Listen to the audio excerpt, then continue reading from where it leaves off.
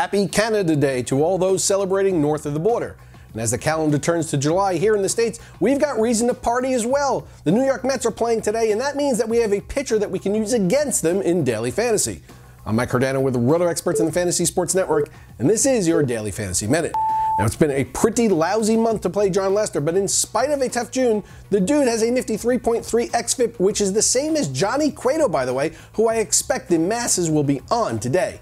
He's still nearly a strikeout per inning guy, and if it weren't for his career worst BABIP allowed and his coinciding terrible left-on-base percentage, he'd be having a pretty typical good Jon Lester season.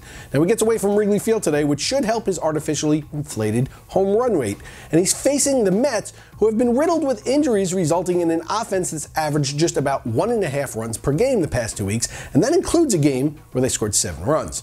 Now, they're about league average in terms of weighted on base percentage against lefties, but they are absurdly depleted at this point and striking out at the 6th highest rate in all of Major League Baseball. Now, the Mets don't run at all, so they can't rattle Lester in that regard, and this all adds up to a great spot to grab some big upside with Jon Lester. Daily fantasy enthusiasts are going to be looking to try to figure out how to get Bryce Harper and his steep price into their lineups today.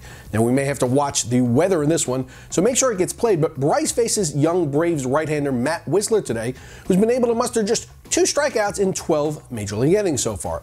Now, rather than pretend I'm a saber magician here, I'm just going to analyze this by telling you that Whistler's batting practice stuff is not going to work against one of the game's biggest power threats. On FanDuel, I'm going to fit Harper's hefty salary in by pairing him with Ian Desmond, who must have done some offseason training with Robinson Cano. Now, his production has been just as disappointing, and we're in a situation where, at least on FanDuel, he's just about at site minimum pricing.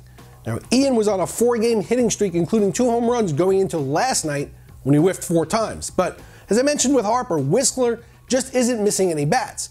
Playing Desmond at these prices helps me not only fit Bryce Harper into my lineups, but it's a great upside play on its own merits.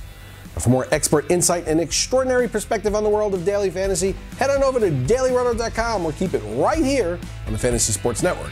Good luck today, everyone. I'm Mike Cardano, and this has been your Daily Fantasy Minute.